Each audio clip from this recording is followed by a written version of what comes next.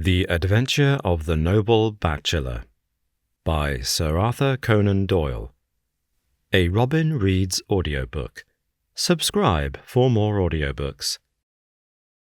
The Lord St. Simon marriage and its curious termination have long ceased to be a subject of interest in those exalted circles in which the unfortunate bridegroom moves. Fresh scandals have eclipsed it, and their more piquant details have drawn the gossips away from this 4-year-old drama. As I have reason to believe, however, that the full facts have never been revealed to the general public, and as my friend Sherlock Holmes had a considerable share in clearing the matter up, I feel that no memoir of him would be complete without some little sketch of this remarkable episode. It was a few weeks before my own marriage, during the days when I was still sharing rooms with Holmes in Baker Street, that he came home from an afternoon stroll to find a letter on the table waiting for him. I had remained indoors all day, for the weather had taken a sudden turn to rain, with high autumnal winds, and the Jezail bullet which I had brought back in one of my limbs as a relic of my Afghan campaign throbbed with dull persistence. With my body in one easy chair and my legs upon another, I had surrounded myself with a cloud of newspapers, until at last, saturated with the news of the day, I tossed them all aside and lay listless, watching the huge crest and monogram upon the envelope upon the table, and wondering lazily who my friend's noble correspondent could be. "Here is a very fashionable epistle," I remarked as he entered. "Your morning letters, if I remember right, were from a fishmonger and a tide-waiter." "Yes, my correspondence has certainly the charm of variety," he answered, smiling. "And the humbler are usually the more interesting. This looks like one of those unwelcome social summonses which call upon a man either to be bored or to lie." He broke the seal and glanced over the contents. "Oh, come! It may prove to be something of interest after all." "Not social, then?" "No, distinctly professional." "And from a noble client?" "One of the highest in England." "My dear fellow, I congratulate you." "I assure you, Watson, without affectation, that the status of my client is a matter of less moment to me than the interest of his case. It is just possible, however, that also may not be wanting in this new investigation. You have been reading the papers diligently of late, have you not?" "It looks like it," said I ruefully, pointing to a huge bundle in the corner. "I have had nothing else to do." "It is fortunate, for you will perhaps be able to post me up. I read nothing except the criminal news and the agony column. The latter is always instructive. But if you have followed recent events so closely, you must have read about Lord St. Simon and his wedding?" "Oh yes, with the deepest interest." "That is well. The letter which I hold in my hand is from Lord St. Simon. I will read it to you, and in return you must turn over these papers and let me have whatever bears upon the matter. This is what he says. My dear Mr. Sherlock Holmes, Lord Backwater tells me that I may place implicit reliance upon your judgment and discretion. I have determined, therefore, to call upon you and to consult you in reference to the very painful event which has occurred in connection with my wedding. Mr. Lestrade of Scotland Yard is acting already in the matter, but he assures me that he sees no objection to your cooperation, and that he even thinks that it might be of some assistance. I will call at 4 o'clock in the afternoon, and, should you have any other engagement at that time, I hope that you will postpone it, as this is a matter of paramount importance. Yours faithfully, Robert St. Simon. It is dated from Grosvenor Mansions, written with a quill pen, and the noble lord has had the misfortune to get a smear of ink upon the outer side of his right little finger," remarked Holmes as he folded up the epistle. "He says 4 o'clock. It is 3 now. He will be here in an hour." "Then I have just time, with your assistance, to get clear upon the subject. Turn over those papers and arrange the extracts in their order of time, while I take a glance as to who our client is." He picked a red-covered volume from a line of books of reference beside the mantelpiece.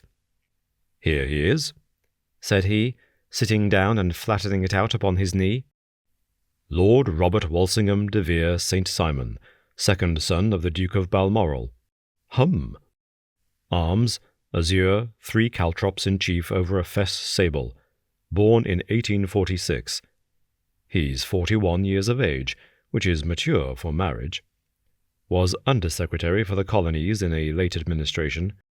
The Duke, his father, was at one time Secretary for Foreign Affairs.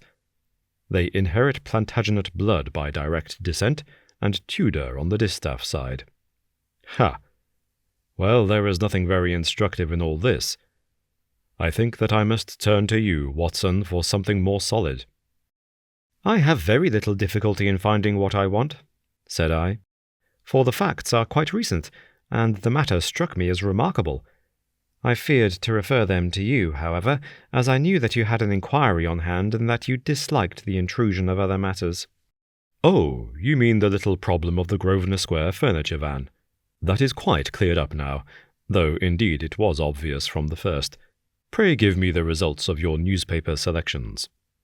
Here is the first notice which I can find. It is in the personal column of the Morning Post, and dates, as you see, some weeks back. A marriage has been arranged, it says, and will, if rumour is correct, very shortly take place between Lord Robert St. Simon, second son of the Duke of Balmoral, and Miss Hattie Duran, the only daughter of Aloysius Duran, Esquire, of San Francisco, California, USA. That is all. Terse and to the point, remarked Holmes, stretching his long, thin legs towards the fire. There was a paragraph amplifying this in one of the society papers of the same week. Ah, here it is. There will soon be a call for protection in the marriage market, for the present free trade principle appears to tell heavily against our home product. One by one the management of the noble houses of Great Britain is passing into the hands of our fair cousins from across the Atlantic. An important addition has been made during the last week to the list of the prizes which have been borne away by these charming invaders. Lord St. Simon, who has shown himself for over 20 years proof against the little god's arrows, has now definitely announced his approaching marriage with Miss Hattie Duran, the fascinating daughter of a California millionaire. Miss Duran, whose graceful figure and striking face attracted much attention at the Westbury House festivities, is an only child, and it is currently reported that her dowry will run to considerably over the 6 figures, with expectancies for the future. As it is an open secret that the Duke of Balmoral has been compelled to sell his pictures within the last few years, and as Lord St. Simon has no property of his own save the small estate of Birchmoor, it is obvious that the Californian heiress is not the only gainer by an alliance which will enable her to make the easy and common transition from a Republican lady to a British peeress. "Anything else?" asked Holmes, yawning. "Oh yes, plenty.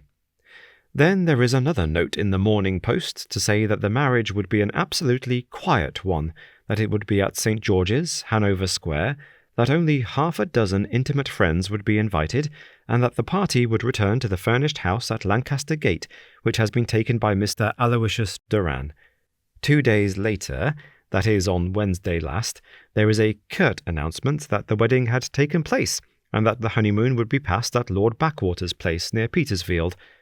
Those are all the notices which appeared before the disappearance of the bride." "Before the what?" asked Holmes with a start. "The vanishing of the lady." "When did she vanish, then?" "At the wedding breakfast." "Indeed. This is more interesting than it promised to be. Quite dramatic, in fact." "Yes, it struck me as being a little out of the common." "They often vanish before the ceremony, and occasionally during the honeymoon, but I cannot call to mind anything quite so prompt as this. Pray let me have the details." "I warn you that they are very incomplete." "Perhaps we may make them less so." "Such as they are set forth in a single article of a morning paper of yesterday, which I will read to you. It is headed, 'Singular Occurrence at a Fashionable Wedding.' The family of Lord Robert St. Simon has been thrown into the greatest consternation by the strange and painful episodes which have taken place in connection with his wedding. The ceremony, as shortly announced in the papers of yesterday, occurred on the previous morning, but it is only now that it has been possible to confirm the strange rumours which have been so persistently floating about. In spite of the attempts of the friends to hush the matter up, so much public attention has now been drawn to it that no good purpose can be served by affecting to disregard what is a common subject for conversation. The ceremony, which was performed at St. George's, Hanover Square, was a very quiet one, no one being present save the father of the bride, the Duchess of Balmoral, Lord Backwater, Lord Eustace and Lady Clara St. Simon, the younger brother and sister of the bridegroom, and Lady Alicia Whittington. The whole party proceeded afterwards to the house at Lancaster Gate, where breakfast had been prepared. It appears that some little trouble was caused by a woman, whose name has not been ascertained, who endeavoured to force her way into the house after the bridal party, alleging that she had some claim upon Lord St. Simon. It was only after a painful and prolonged scene that she was ejected by the butler and the footman. The bride, who had fortunately entered the house before this unpleasant interruption, had sat down to breakfast with the rest, when she complained of a sudden indisposition and retired to her room. Her prolonged absence having caused some comment, her father followed her, but learned from her maid that she had only come up to her chamber for an instant, caught up an ulster and bonnet, and hurried down to the passage. One of the footmen declared that he had seen a lady leave the house thus apparelled, but had refused to credit that it was his mistress, believing her to be with the company. On ascertaining that his daughter had disappeared, Mr. Aloysius Doran, in conjunction with the bridegroom, instantly put themselves in communication with the police, and very energetic inquiries are being made, which will probably result in a speedy clearing up of this very singular business. Up to a late hour last night, however, nothing had transpired as to the whereabouts of the missing lady. There are rumours of foul play in the matter, and it is said that the police have caused the arrest of the woman who had caused the original disturbance, in the belief that, from jealousy or some other motive, she may have been concerned in the strange disappearance of the bride. And that is all?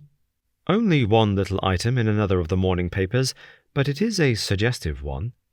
And it is that Miss Flora Miller, the lady who had caused the disturbance, has actually been arrested. It appears that she was formerly a danseuse at the Allegro, and that she has known the bridegroom for some years. There are no further particulars, and the whole case is in your hands now, so far as it has been set forth in the public press. And an exceedingly interesting case it appears to be. I would not have missed it for worlds. But there is a ring at the bell, Watson, and as the clock makes it a few minutes after 4, I have no doubt that this will prove to be our noble client. Do not dream of going, Watson, for I very much prefer having a witness, if only as a check to my own memory. Lord Robert St. Simon, announced our page boy, throwing open the door. A gentleman entered, with a pleasant, cultured face, high-nosed and pale, with something perhaps of petulance about the mouth, and with the steady, well-opened eye of a man whose pleasant lot it had ever been to command and to be obeyed. His manner was brisk, and yet his general appearance gave an undue impression of age, for he had a slight forward stoop and a little bend of the knees as he walked. His hair, too, as he swept off his very curly-brimmed hat, was grizzled round the edges and thin upon the top. As to his dress, it was careful to the verge of foppishness, with high collar, black frock-coat, white waistcoat, yellow gloves, patent leather shoes, and light-coloured gaiters. He advanced slowly into the room, turning his head from left to right, and swinging in his right hand the cord which held his golden eyeglasses. "Good day, Lord St. Simon," said Holmes, rising and bowing. "Pray take the basket chair.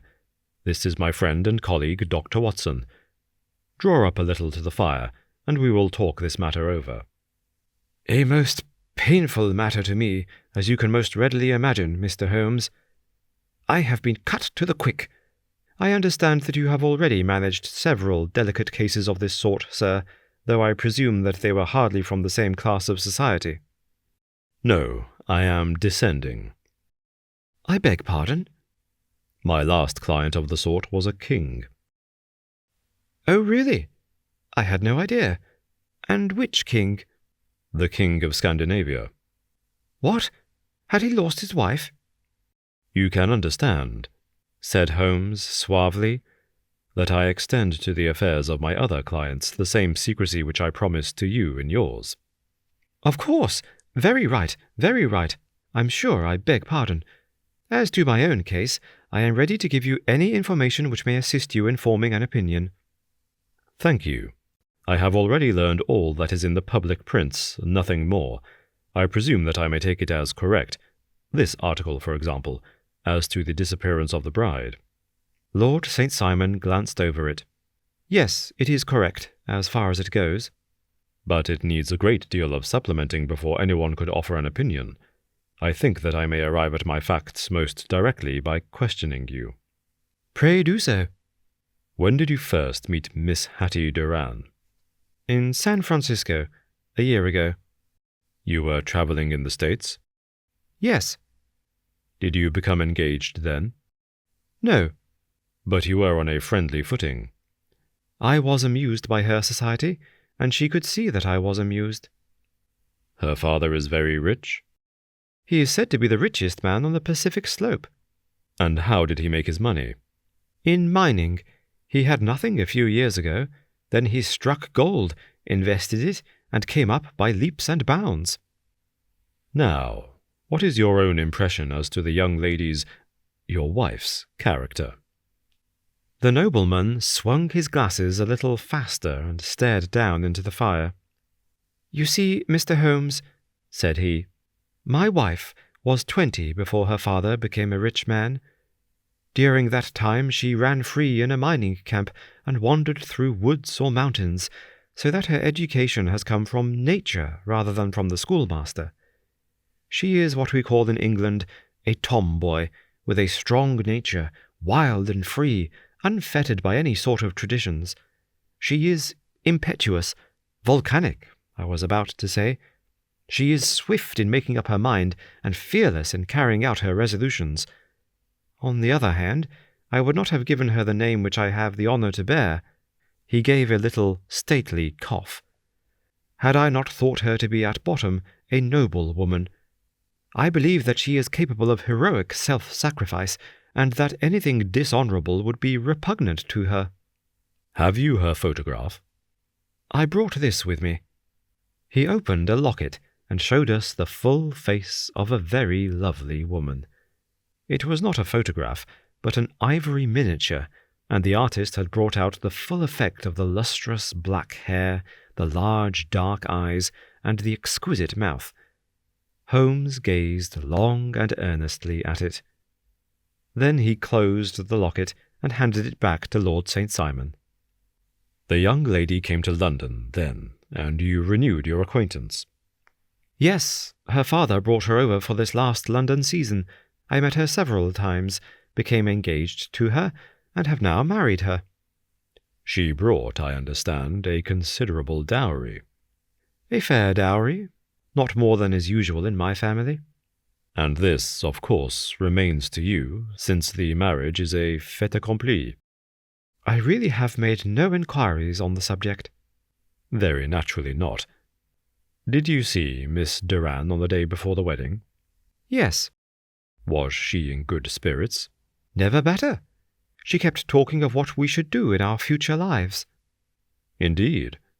That is very interesting. And on the morning of the wedding? She was as bright as possible, at least until after the ceremony. And did you observe any change in her then? Well, to tell the truth, I saw then the first signs that I had ever seen that her temper was just a little sharp. The incident, however, was too trivial to relate, and can have no possible bearing upon the case. Pray let us have it, for all that. Oh, it is childish. She dropped her bouquet as we went towards the vestry. She was passing the front pew at the time, and it fell over into the pew. There was a moment's delay, but the gentleman in the pew handed it up to her again, and it did not appear to be the worse for the fall. Yet when I spoke to her of the matter, she answered me abruptly, and in the carriage, on our way home, she seemed absurdly agitated over this trifling cause. Indeed. You say that there was a gentleman in the pew. Some of the general public were present then? Oh, yes. It is impossible to exclude them when the church is open. This gentleman was not one of your wife's friends? No, no. I call him a gentleman by courtesy, but he was quite a common-looking person. I hardly noticed his appearance, but really I think that we are wandering rather far from the point. Lady St. Simon, then, returned from the wedding in a less cheerful frame of mind than she had gone to it. What did she do on re-entering her father's house? I saw her in conversation with her maid. And who is her maid? Alice is her name. She is an American and came from California with her. A confidential servant? A little too much so. It seemed to me that her mistress allowed her to take great liberties. Still, of course, in America they look upon these things in a different way. How long did she speak to this Alice? Oh, a few minutes. I had something else to think of. You did not overhear what they said? Lady St. Simon said something about jumping a claim. She was accustomed to use slang of the kind. I have no idea what she meant. American slang is very expressive sometimes. And what did your wife do when she finished speaking to her maid? She walked into the breakfast room. On your arm? No, alone. She was very independent in little matters like that. Then, after we had sat down for 10 minutes or so, she rose hurriedly, muttered some words of apology, and left the room. She never came back. But this maid, Alice, as I understand, deposes that she went to her room, covered her bride's dress with a long ulster, put on a bonnet, and went out. Quite so, and she was afterwards seen walking into Hyde Park in company with Flora Miller, a woman who is now in custody, and who had already made a disturbance at Mr. Durand's house that morning. Ah, yes. I should like a few particulars as to this young lady, and your relations to her. Lord St. Simon shrugged his shoulders and raised his eyebrows. We have been on a friendly footing for some years, I may say on a very friendly footing. She used to be at the Allegro. I have not treated her ungenerously, and she had no just cause of complaint against me. But you know what women are, Mr. Holmes. Flora was a dear little thing, but exceedingly hot-headed and devotedly attached to me. She wrote me dreadful letters when she heard that I was about to be married, and, to tell the truth, the reason why I had the marriage celebrated so quietly was that I feared lest there might be a scandal in the church. She came to Mr. Durand's door just after we returned, and she endeavoured to push her way in, uttering very abusive expressions towards my wife, and even threatening her. But I had foreseen the possibility of something of the sort, and I had 2 police fellows there in private clothes, who soon pushed her out again.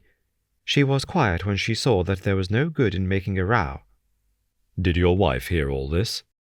No, thank goodness, she did not. And she was seen walking with this very woman afterwards? Yes, that is what Mr. Lestrade of Scotland Yard looks upon as so serious. It is thought that Flora decoyed my wife out and laid some terrible trap for her. Well, it is a possible supposition. You think so too? I did not say a probable one. But you do not yourself look upon this as likely. I do not think Flora would hurt a fly. Still, jealousy is a strange transformer of characters. Pray, what is your own theory as to what took place? Well, really, I came to seek a theory, not to propound one. I have given you all the facts. Since you ask me, however, I may say that it has occurred to me as possible that the excitement of this affair, the consciousness that she had made so immense a social stride, had the effect of causing some little nervous disturbance in my wife. In short, that she had become suddenly deranged.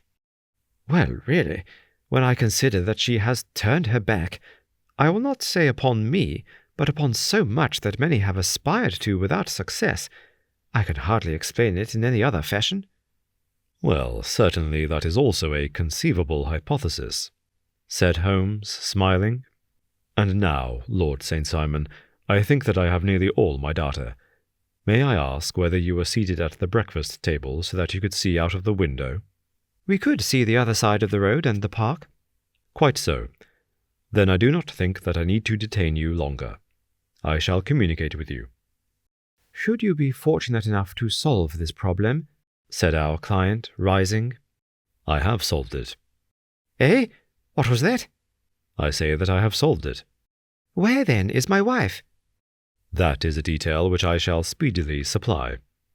Lord St. Simon shook his head. I am afraid that it will take wiser heads than yours or mine, he remarked, and bowing in a stately, old-fashioned manner, he departed. It is very good of Lord St. Simon to honour my head by putting it on a level with his own, said Sherlock Holmes, laughing. I think that I shall have a whisky and soda and a cigar after all this cross-questioning. I had formed my conclusions as to the case before our client came into the room. My dear Holmes, I have notes of several similar cases, though none, as I remarked before, which were quite as prompt.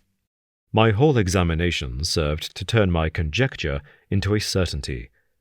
Circumstantial evidence is occasionally very convincing, as when you find a trout in the milk, to quote Thoreau's example. But I have heard all that you have heard. Without, however, the knowledge of pre-existing cases which serves me so well. There was a parallel instance in Aberdeen some years back, and something on very much the same lines in Munich the year after the Franco-Prussian War. It is one of these cases. But hello, here is Lestrade. Good afternoon, Lestrade. You will find an extra tumbler upon the sideboard, and there are cigars in the box. The official detective was attired in a pea-jacket and cravat, which gave him a decidedly nautical appearance, and he carried a black canvas bag in his hand. With a short greeting, he seated himself and lit the cigar which had been offered to him. "What's up, then?" asked Holmes with a twinkle in his eye. "You look dissatisfied." "And I feel dissatisfied. It is this infernal St. Simon marriage case. I can make neither head nor tail of the business." "Really? You surprise me."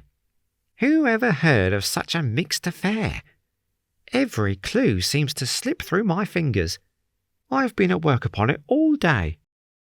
"And very wet it seems to have made you," said Holmes, laying his hand upon the arm of the pea-jacket.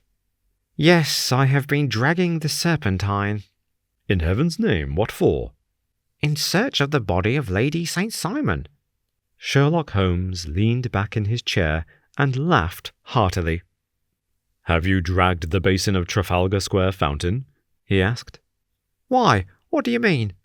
"Because you have just as good a chance of finding this lady in the one as in the other." Lestrade shot an angry glance at my companion. "I suppose you know all about it," he snarled. "Well, I have only just heard the facts, but my mind is made up." "Oh, indeed. Then you think that the Serpentine plays no part in the matter?"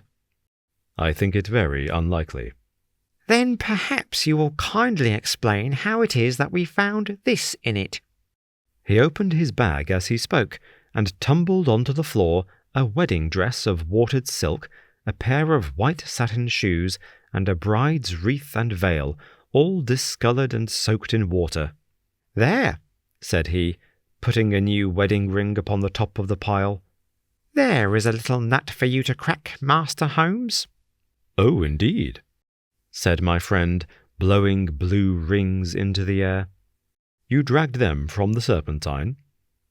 "No, they were found floating near the margin by a park keeper. They have been identified as her clothes, and it seemed to me that if the clothes were there, the body would not be far off." "By the same brilliant reasoning, every man's body is to be found in the neighbourhood of his wardrobe. And pray, what did you hope to arrive at through this?" "At some evidence implicating Flora Miller in the disappearance." "I am afraid that you will find it difficult." "Are you indeed now?" cried Lestrade with some bitterness. "I am afraid, Holmes, that you are not very practical with your deductions and your inferences. You have made 2 blunders in as many minutes. This dress does implicate Miss Flora Miller." "And how?" "In the dress is a pocket. In the pocket is a card case. In the card case is a note. And here is the very note." He slapped it down upon the table in front of him. "Listen to this. You will see me when all is ready. Come at once. F.H.M." Now, my theory all along has been that Lady St. Simon was decoyed away by Flora Miller, and that she, with confederates, no doubt, was responsible for her disappearance.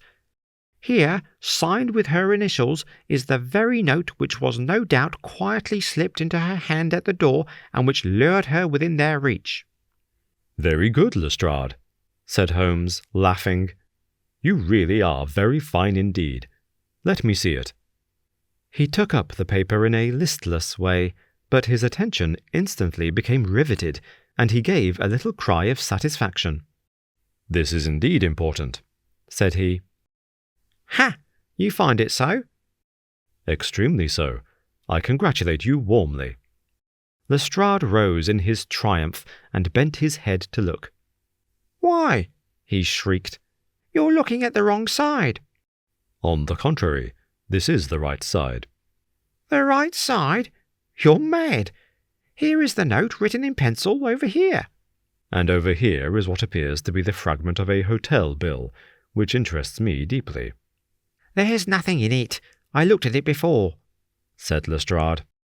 "October the 4th, rooms 8 shillings, breakfast 2 shillings 6pence, cocktail 1 shilling, lunch 2 shillings 6pence, glass sherry 8pence. I see nothing in that." "Very likely not. It is most important all the same. As to the note, it is important also, or at least the initials are, so I congratulate you again." "I've wasted time enough," said Lestrade, rising. "I believe in hard work and not in sitting by the fire spinning fine theories. Good day, Mr. Holmes, and we shall see which gets to the bottom of this matter first." He gathered up the garments, thrust them into the bag, and made for the door. "Just one hint to you, Lestrade," drawled Holmes before his rival vanished. "I will tell you the true solution of the matter. Lady St. Simon is a myth. There is not, and there never has been, any such person." Lestrade looked sadly at my companion. Then he turned to me, tapped his forehead 3 times, shook his head solemnly, and hurried away. He had hardly shut the door behind him when Holmes rose to put on his overcoat. "There is something in what the fellow says about outdoor work," he remarked. "So I think, Watson, that I must leave you to your papers for a little." It was after 5 o'clock when Sherlock Holmes left me, but I had no time to be lonely, for within an hour there arrived a confectioner's man with a very large flat box. This he unpacked with the help of a youth whom he had brought with him, and presently, to my very great astonishment, a quite Epicurean little cold supper began to be laid out upon our humble lodging-house mahogany. There were a couple of brace of cold woodcock, a pheasant, a pâté de foie gras pie with a group of ancient and cobwebby bottles. Having laid out all these luxuries, my 2 visitors vanished away, like the genii of the Arabian Nights, with no explanation save that the things had been paid for and were ordered to this address. Just before 9 o'clock, Sherlock Holmes stepped briskly into the room. His features were gravely set, but there was a light in his eye which made me think that he had not been disappointed in his conclusions. "They have laid the supper, then?" said he, rubbing his hands. "You seem to expect company. They have laid for 5. "Yes, I fancy we may have some company dropping in," said he. "I am surprised that Lord St. Simon has not already arrived. Ha! I fancy that I hear his step now upon the stairs." It was indeed our visitor of the afternoon who came bustling in, dangling his glasses more vigorously than ever, and with a very perturbed expression upon his aristocratic features. "My messenger reached you, then?" asked Holmes. "Yes, and I confess that the contents startled me beyond measure. Have you good authority for what you say?" "The best possible." Lord St. Simon sank into a chair and passed his hand over his forehead. "What will the Duke say," he murmured, "when he hears that one of the family has been subjected to such humiliation?" "It is the purest accident. I cannot allow that there is any humiliation. Ah, you look on these things from another standpoint. I fail to see that anyone is to blame. I can hardly see how the lady could have acted otherwise, though her abrupt method of doing it was undoubtedly to be regretted. Having no mother, she had no one to advise her at such a crisis. It was a slight, sir, a public slight, said Lord St. Simon, tapping his fingers upon the table. You must make allowance for this poor girl, placed in so unprecedented a position. I will make no allowance. I am very angry indeed, and I have been shamefully used. I think that I heard a ring, said Holmes. Yes, there are steps on the landing. If I cannot persuade you to take a lenient view of the matter, Lord St. Simon, I have brought an advocate here who may be more successful. He opened the door and ushered in a lady and a gentleman. Lord St. Simon, said he, allow me to introduce you to Mr. and Mrs. Francis Hay Moulton. The lady, I think, you have already met. At the sight of these newcomers, our client had sprung from his seat and stood very erect, with his eyes cast down and his hand thrust into the breast of his frock-coat, a picture of offended dignity. The lady had taken a quick step forward, and had held out her hand to him, but he still refused to raise his eyes. It was as well for his resolution, perhaps, for her pleading face was one which it was hard to resist. "You're angry, Robert," said she. "Well, I guess you have every cause to be." "Pray make no apology to me," said Lord St. Simon bitterly. "Oh, yes, I know that I have treated you real bad, and that I should have spoken to you before I went. But I was kind of rattled, and from the time when I saw Frank here again, I just didn't know what I was doing or saying. I only wonder I didn't fall down and do a faint right there before the altar."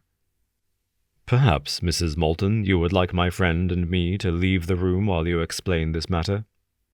"If I may give an opinion," remarked the strange gentleman, "we've had just a little too much secrecy over this business already.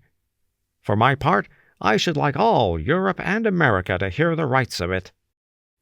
He was a small, wiry, sunburnt man, clean-shaven, with a sharp face and alert manner. "Then I'll tell our story right away," said the lady. "Frank here and I met in '84 in enquires camp near the Rockies, where Pa was working a claim. We were engaged to each other, Frank and I, but then one day Father struck a rich pocket and made a pile, while poor Frank here had a claim that petered out and came to nothing.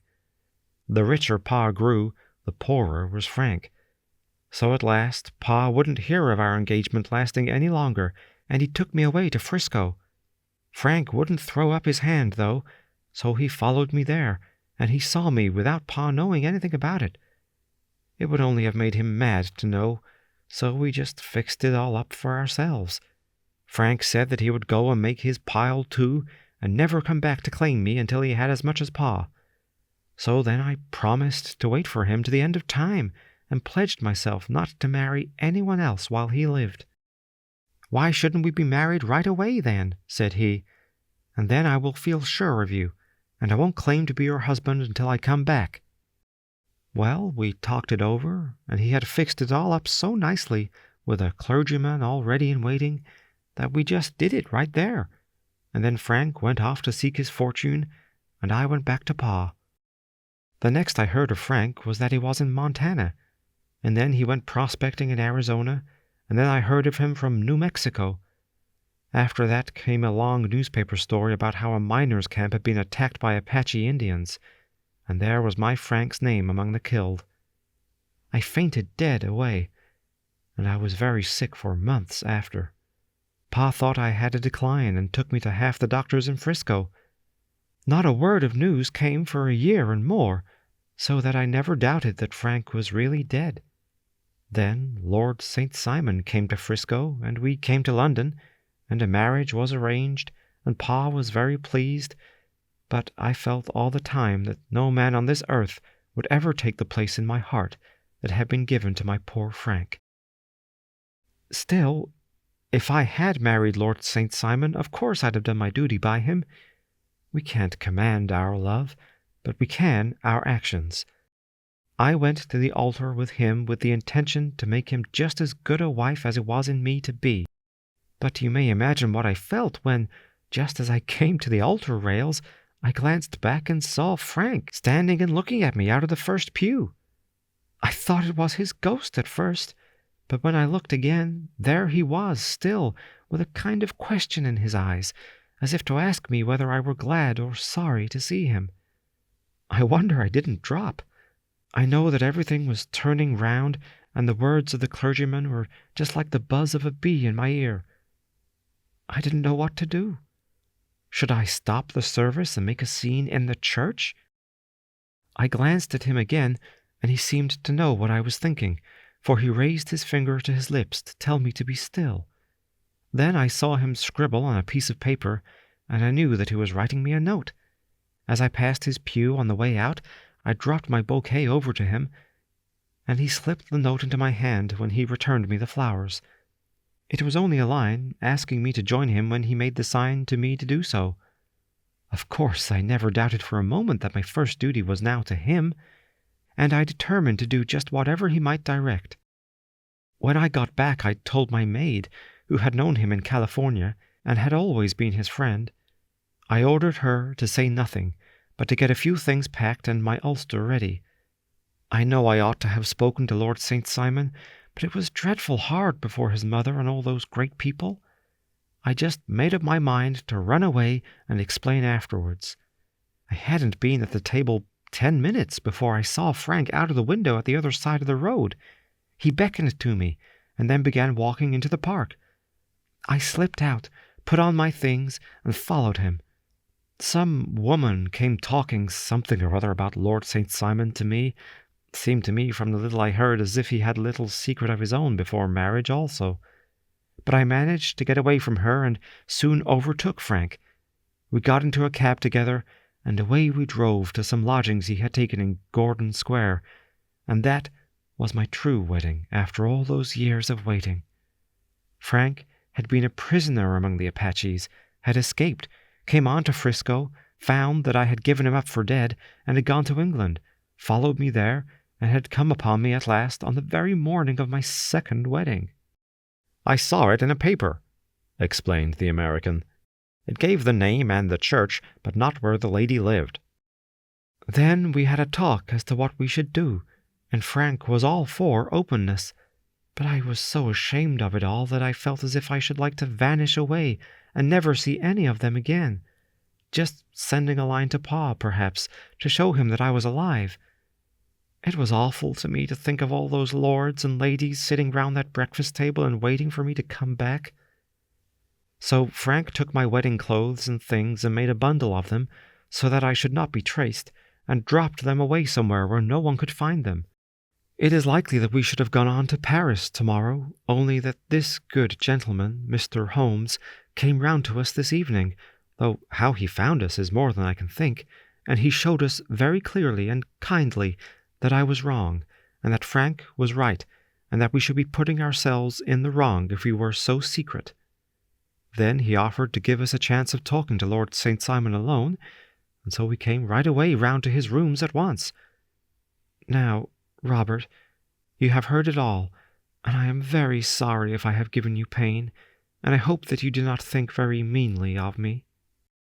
Lord St. Simon had by no means relaxed his rigid attitude, but had listened with a frowning brow and a compressed lip to this long narrative. "Excuse me," he said, "but it is not my custom to discuss my most intimate personal affairs in this public manner." "Then you won't forgive me? You won't shake hands before I go?" "Oh, certainly, if it would give you any pleasure." He put out his hand and coldly grasped that which she extended to him. "I had hoped," suggested Holmes, "that you would have joined us in a friendly supper." "I think that there you ask a little too much," responded his lordship. "I may be forced to acquiesce in these recent developments, but I can hardly be expected to make merry over them. I think that with your permission I will now wish you all a very good night." He included us all in a sweeping bow and stalked out of the room. "Then I trust that you, at least, will honour me with your company," said Sherlock Holmes.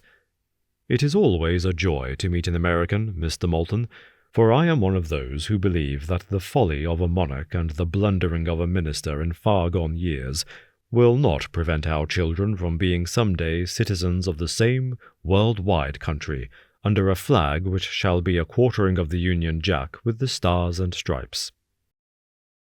"The case has been an interesting one," remarked Holmes when our visitors had left us, "because it serves to show very clearly how simple the explanation may be of an affair which at first sight seems to be almost inexplicable. Nothing could be more natural than the sequence of events as narrated by this lady, and nothing stranger than the result when viewed, for instance, by Mr. Lestrade of Scotland Yard." "You were not yourself at fault at all, then?" "From the first, two facts were very obvious to me. The one that the lady had been quite willing to undergo the wedding ceremony, the other that she had repented of it within a few minutes of returning home.